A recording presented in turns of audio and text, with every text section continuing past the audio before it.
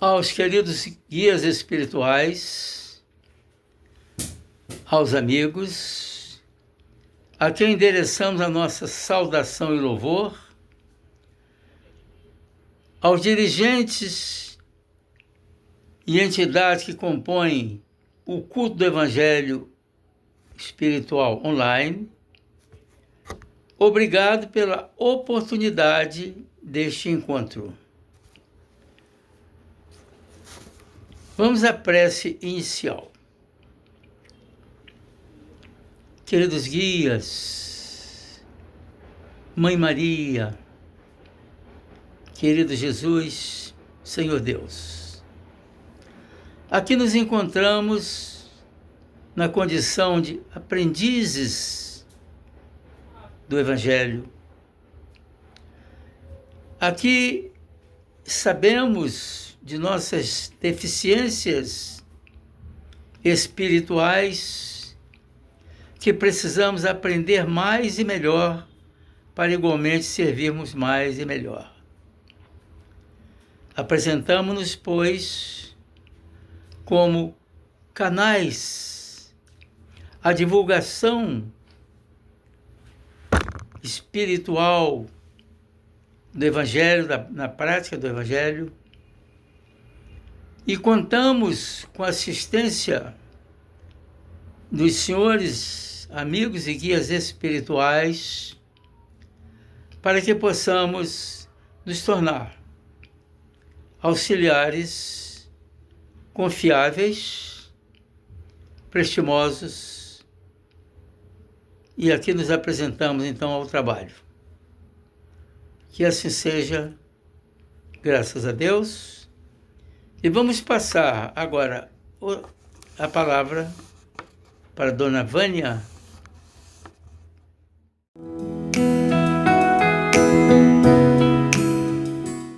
Eu sou Vânia.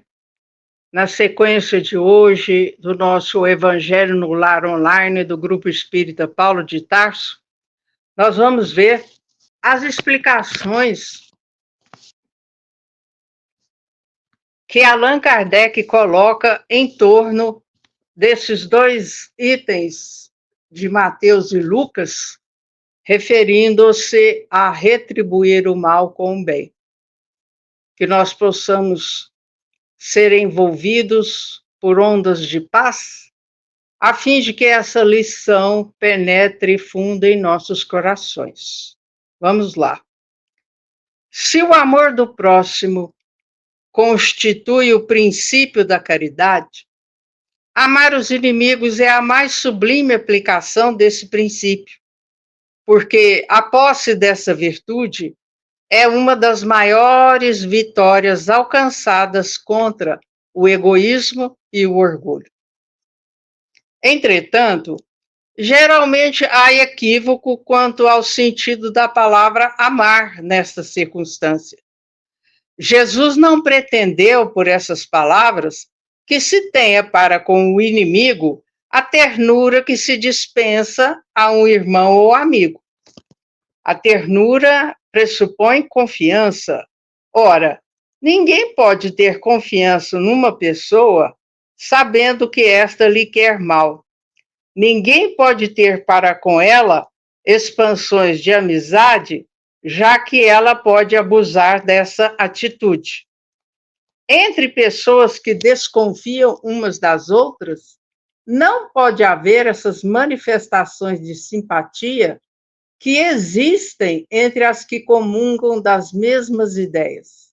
Enfim, ninguém pode sentir em estar com o inimigo prazer igual ao que sente na companhia de um amigo. Então, muitas vezes, a própria pobreza da linguagem humana nos leva a compreender equivocadamente o sentido de uma palavra. Então, Kardec aí vai colocar as considerações em torno da palavra amar nessa circunstância. A qual circunstância? De amar os inimigos. Porque Kardec introduz o seu comentário lembrando que o amor do próximo é o princípio da caridade e, assim sendo, amar os inimigos é a mais sublime aplicação. Por que a mais sublime? Porque é a mais difícil. Porque aí nós temos que vencer dois vilões: o egoísmo e o orgulho. O egoísmo, porque eu só penso em mim. Muitos até, como eu já disse em nosso estudo anterior, se fazem de vítimas. E depois o orgulho, que é aquele sentimento que faz com que, ou que revele que nós nos consideramos melhores do que os outros, mais merecedores de tudo de bom que existe do que os outros. Tá? Então vamos lá. O que Kardec quis dizer do equívoco em relação à palavra amar? Porque, à primeira vista, soa um absurdo. Como é que eu vou amar um inimigo? Alguém que me fez mal ou prejudicou um ente querido, um familiar, um amigo? Alguém que, por meios ilícitos, me fez perder grande soma de dinheiro ou me prejudicou na conquista de uma posição melhor no trabalho? Então, Kardec lembra que é um equívoco e Jesus não quis dizer que nós devemos ter para com o inimigo a mesma ternura que temos para com um amigo ou um irmão. Porque a ternura pressupõe confiança. E ninguém confia numa pessoa sabendo que ela não gosta de nós, que ela nos prejudicou, que ela fez algo contra nós. Ninguém pode ter com essa pessoa manifestações de amizade. Por quê? Porque essa pessoa pode abusar. Aí entram aquelas pessoas que são interesseiras, né? Que procuram chegar próximos de outrem apenas para satisfazer sua ambição, seus interesses, nem sempre lícitos. Né? E entre pessoas que desconfiam umas das outras, como é que pode ter ternura, como é que pode ter respeito, como é que pode ter amizade com uma pessoa assim? E Kardec foi incisivo quando ele disse que ninguém pode sentir-se em estar com o inimigo prazer igual ao que sente na companhia de um amigo. Então, é algo claro, transparente. Nós não temos que forçar situações, né? Eu não vou ser forçado a manifestar preocupação, apreço, né? Amizade com uma pessoa que é minha inimiga, com uma pessoa que não me quer bem, com uma pessoa que não me respeita, com uma pessoa que utiliza todos os meios possíveis para me prejudicar, para me constranger perante os amigos, os colegas de trabalho, até mesmo no templo religioso. Então, nós temos que, sim, ir trabalhando conosco essa questão do orgulho e do egoísmo para que nós possamos fazer o bem indistintamente. Aí você fala assim, Vânia, mas isso aí é muito difícil, quase que impossível. Não. Se nós entendemos muito bem as colocações de Allan Kardec, e eu duvido quem não as aceite, né? Porque elas são lógicas, coerentes. Como é que eu posso ter ternura, ter carinho, ter amizade, afeto por uma pessoa que me faz mal? Só se eu não gostar nem um pouquinho de mim para isso acontecer. Assim, meus caros, nós vamos nos corrigindo, para não cairmos em novos equívocos, em novos enganos. Na certeza de que, olha que resultado magnífico. Você já parou para pensar no profundo bem-estar, na paz de espírito, quando nós conseguimos que aquela pessoa que nos prejudicou, que ela siga o caminho dela em paz? Nada que ela diga ou que tente fazer contra nós vai nos atingir, porque nós estamos em paz, nós estamos com Jesus. No nosso coração não há esses sentimentos de vingança, esse ódio. Olhe que avanço, que progresso nós teríamos conseguido se assim procedêssemos. Mas nunca é tarde. Nós podemos começar o quanto antes.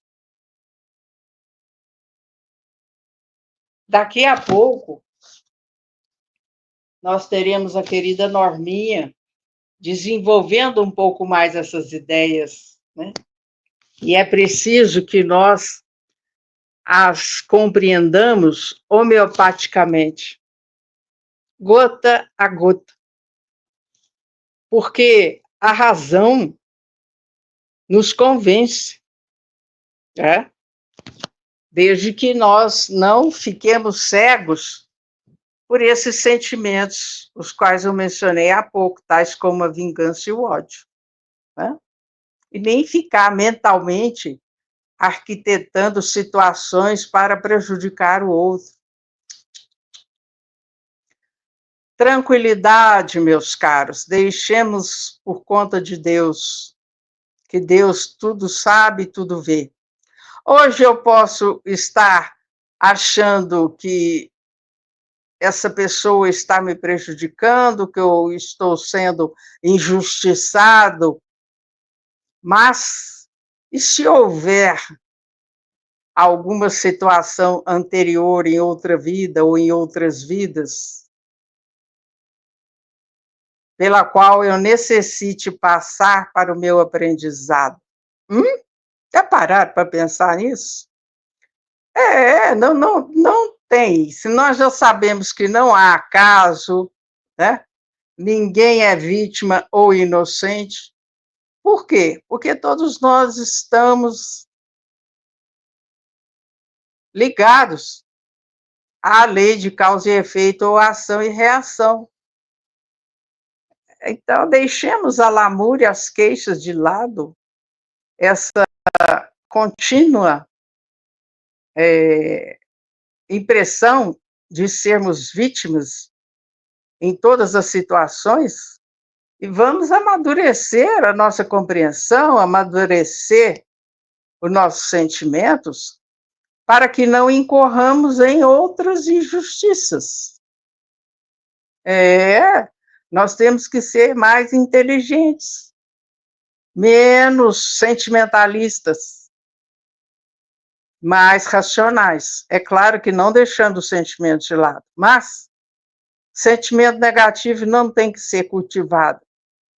Ele tem que ser diluído para desaparecer, para que nós estejamos livres, leves, em paz. E, principalmente, sem doenças provocadas por essas situações emocionais negativas. Busquemos o exercício da paciência, da tolerância, lembrando que nós somos os grandes necessitados também. Ok? E agora eu passo a palavra para a Norminha. Gratidão, querida Vânia. Então, queridos irmãos, vamos dar prosseguimento, né? À leitura desse item 3.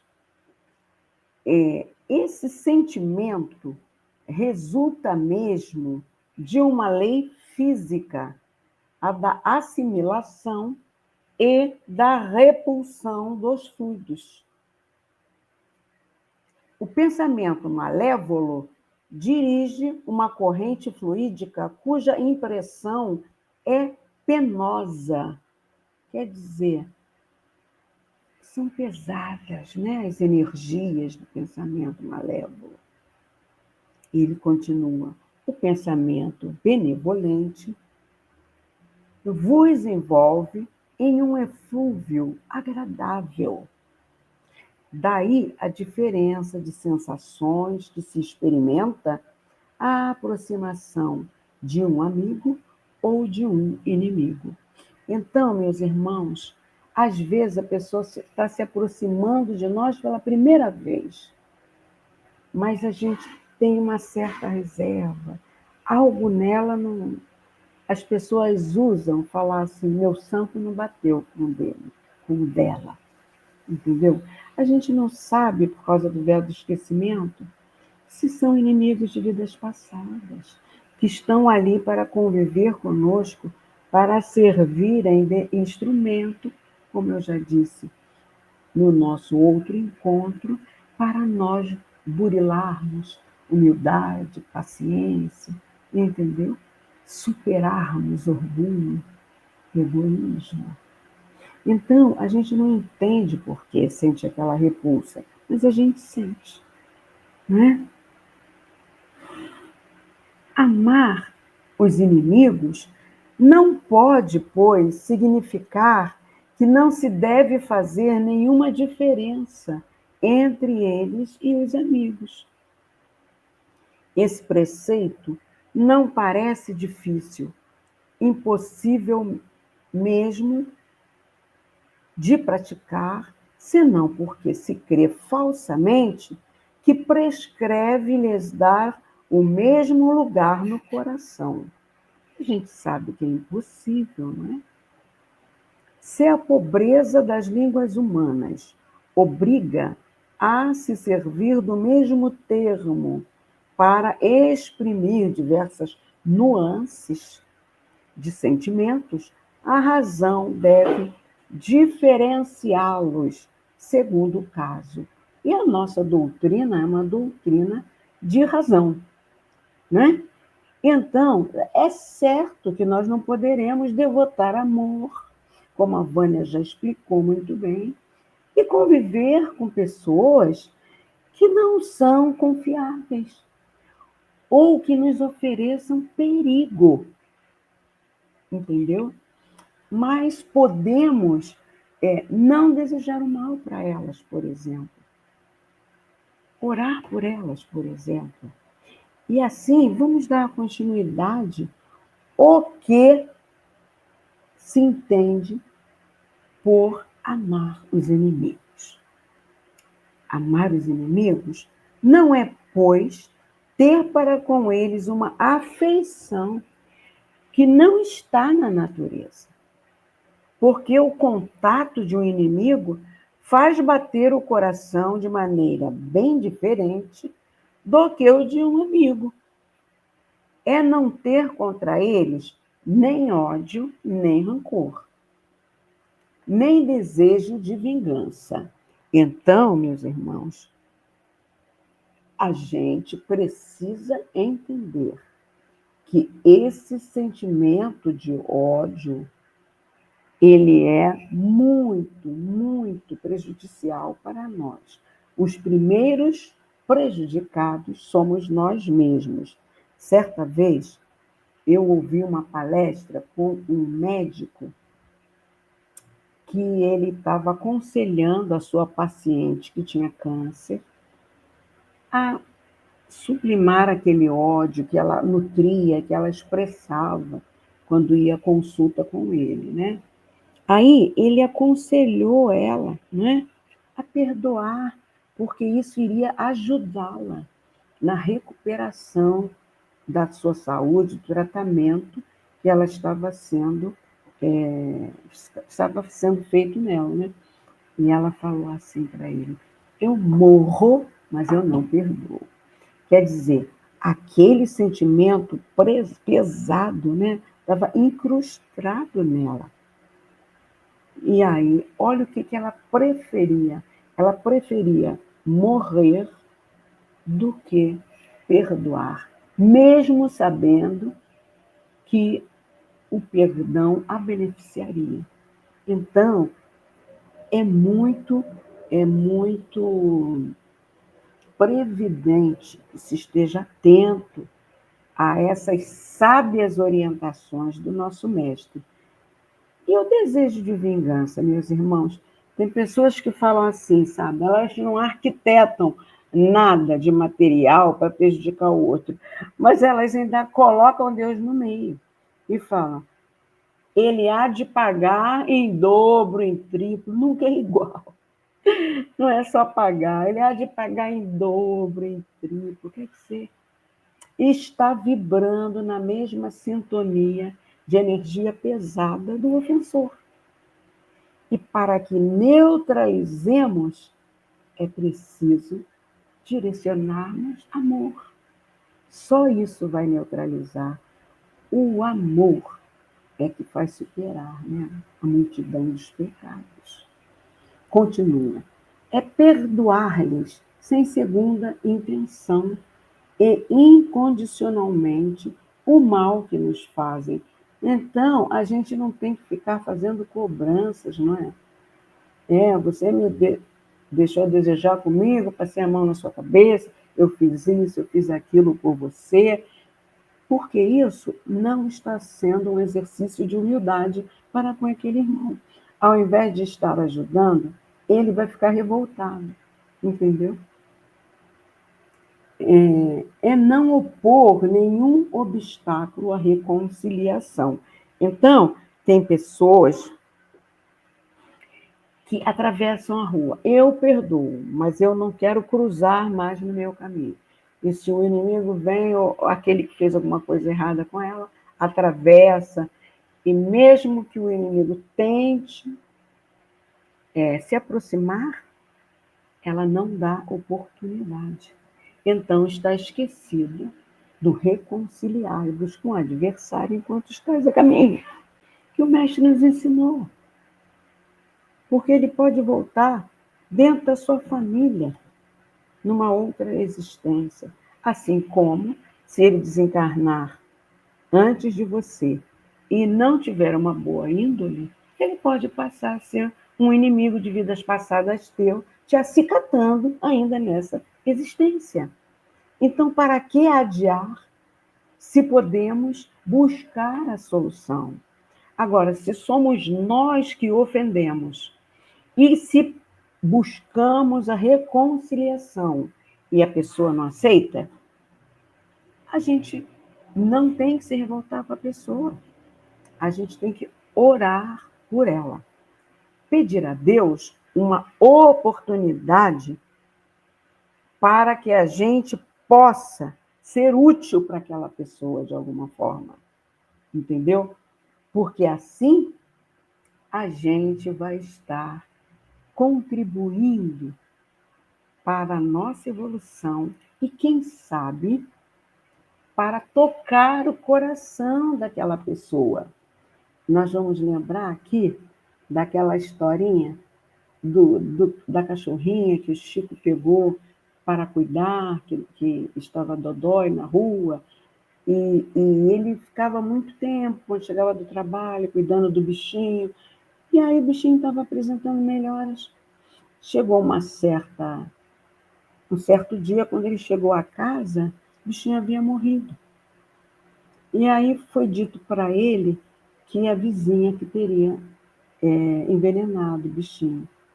E o Chico ficou com aquela mágoa daquela vizinha, e aquilo estava fazendo mal a ele, porque ele era uma pessoa boa. Ele estava se deixando com aquela mágoa a permitir que as energias pesadas penetrassem nele.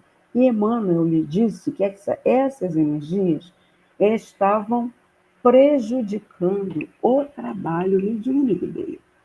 Então ele falou: mas o que eu faço? Aí o Emmanuel falou para ele: dê um presente para ela. Ele falou: mas como, Emmanuel? Dá um presente para ela que matou minha cachorrinha? Aí o Emmanuel falou: é isso.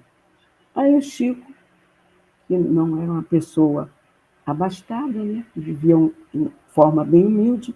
Ele fez crediário e deu uma máquina de costura para a vizinha, que ele soube que ela estava precisando.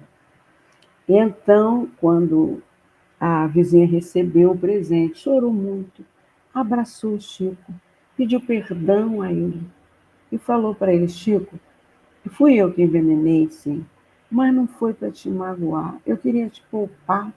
Você já trabalha tanto, Chico. E ainda chegava em casa, ficava o tempo todo cuidando dessa cachorrinha. Eu queria te poupar de trabalho. Então ali se dissipou. Ele pagou o mal com o bem. E eles voltaram a se falar. E a energia sublime, que sempre foi constante no Chico, voltou a circular nele sem nenhum empecilho das energias pesadas da mágoa. Entendeu? E continua. É regozijar-se em lugar de se afligir pelo bem que nos alcança. Então, nada de falar se o seu inimigo obteve algum êxito na vida, para ele tudo dá certo, não sei o quê, Deus não é justo. Não. Que ele faça um bom proveito, que ele busque usar bem essa condição que lhe chegou às mãos, entendeu? Sempre buscar essa vibração positiva. E continua. É abster-se em palavras e em ações de tudo o que possa prejudicá-los. Então, nunca tentar revidar, né? Nem assim por meios indiretos, porque é muito comum isso, né? Às vezes não fala na cara, não faz na cara, mas indiretamente as pessoas falam: comigo fez, não tem perdão, o que eu puder fazer para não deixar passar em branco. Não, nada disso, né? Enfim, é lhes retribuir em tudo o mal com o bem, sem intenção de os humilhar em tudo. O mal, sem intenção de os humilhar. Quem quer que faça isso, cumpre as condições do mandamento: amai os vossos inimigos. Então, meus irmãos, em nossas orações, deveremos sempre pedir a Deus que nos dê forças para que nós consigamos superar a mágoa, a ofensa, né? Qualquer sentimento negativo por algum irmão de caminhada. E assim nós estaremos cumprindo esse amor aos inimigos. Muita paz. Agora eu vou passar a palavra para a nossa querida Vânia, que ela vai trazer uma linda lição do livro Vivendo o Evangelho, volume 1, né? A palavra é sua, querida Vânia. Gratidão, Norminha. Então, para finalizarmos as nossas reflexões do encontro de hoje, do livro Vivendo o Evangelho, volume 1, pelo Espírito André Luiz, a lição 141, Inimigos Íntimos. Olha que lição, que título importante para nos chamar a atenção quanto ao fato de que inimigo não é só o outro, a outra pessoa ou outras pessoas. E nós mesmos temos dentro de nós os nossos inimigos. Vamos lá? Eis alguns inimigos que se alojam na intimidade da alma e que impedem o progresso espiritual. Olhem lá. Inimigos que se alojam na intimidade da alma e impedem o progresso espiritual. Então, olhe quanta coisa pode estar afastando você da felicidade, afastando você da alegria, fazendo de você uma pessoa difícil, rabugenta, que vive a reclamar. Vamos lá. Inveja e intriga. O invejoso, muitas vezes, faz intrigas para atingir outra ou outras pessoas. Ingratidão e desprezo. Você fez algo para alguém essa pessoa não lhe disse sequer um obrigado, obrigada, e você então a despreza. Quem é que sai perdendo com essa, hein? Atitude. Orgulho e vaidade. Aí não precisa nem falar, porque os dois andam juntos. Desânimo e aflição. Quando nós estamos desanimados, nos vamos sendo consumidos pela aflição, aquela inquietação na alma, aquela angústia, aquela perturbação. Vingança e ódio, dois sentimentos que também andam juntos. Porque a pessoa que odeia, ela tem desejo de vingar-se, isto é, de fazer com que o outro passe pelo mesmo sofrimento ou dificuldade pela qual passou, quando não pior. Irritação e cólera. A irritação conduz à cólera.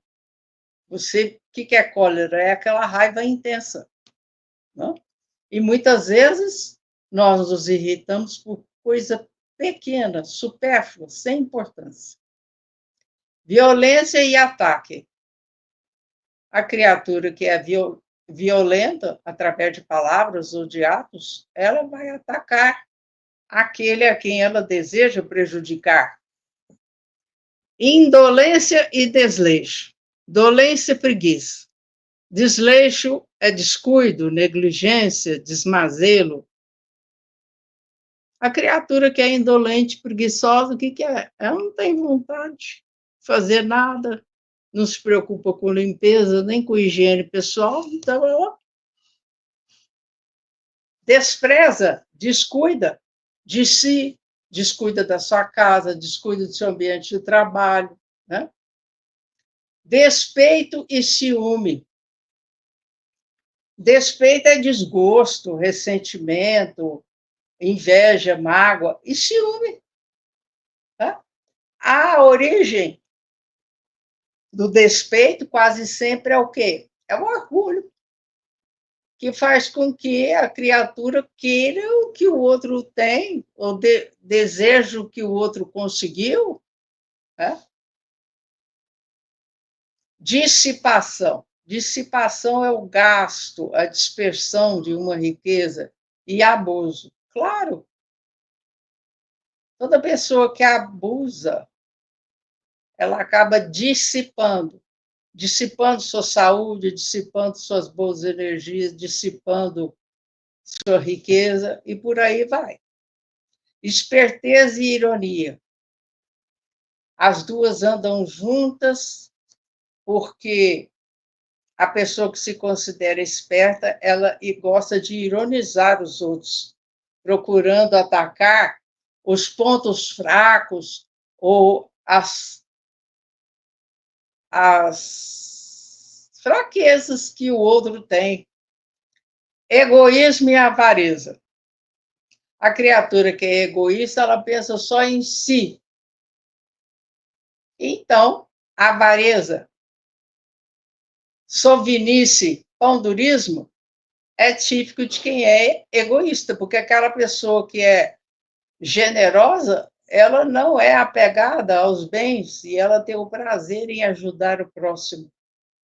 Preguiça e revolta. Olha que quando a preguiça traz a revolta, porque a criatura com a preguiça, ela não vai à luta, ela não enfrenta os problemas, as dificuldades.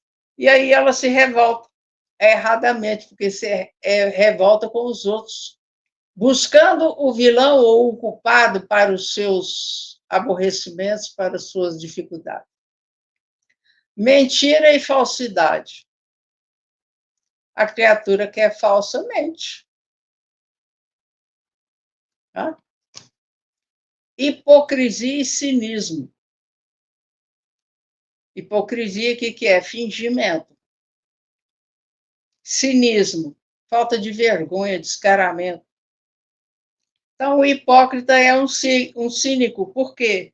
Porque ele aparenta ele aparenta algo que ele não é, ou aparenta ter algo que ele não tem. Então, ele se utiliza de todos os recursos para se insinuar junto a outra pessoa, para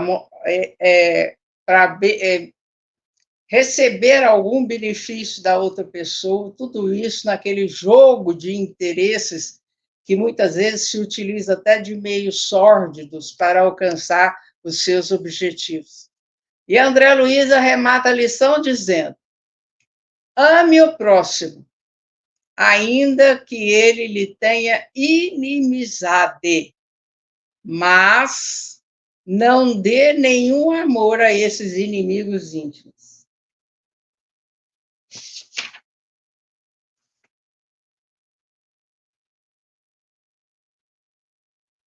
São 30 inimigos íntimos que André Luiz relacionou.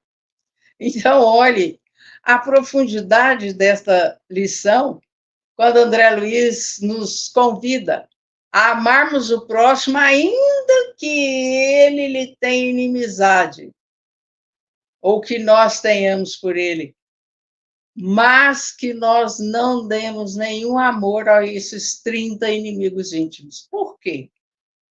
Se nós acolhermos esses inimigos íntimos, se nós deixamos que eles tomem conta de nós, nós estaremos trilhando o caminho do mal, perdendo belíssimas oportunidades de fazer o bem, de progredir, de evoluir e de estarmos mais próximos da felicidade e da paz pelas quais todos ansiamos. Olhe que desafio, dureza! Porque você, simplificando aí a fala final do André Luiz, poderia pensar: bom, para eu amar o próximo, ainda que ele me tenha inimizade ou que eu seja inimigo dele, é melhor do que eu amar esses inimigos aqui, esses 30. Aí você pensa assim: Vânia, mas não é assim, não. Bom, se você não tem esses 30 ou não os sente, ótimo, parabéns. Mas eu tenho certeza que pelo menos uma meia dúzia nós ainda trazemos isso conosco. Então, o convite que fica também é para nós aprofundarmos o autoconhecimento, sem máscara, sem hipocrisia, mergulharmos fundo no nosso eu e avaliarmos quais desses inimigos nós ainda alimentamos dentro de nós.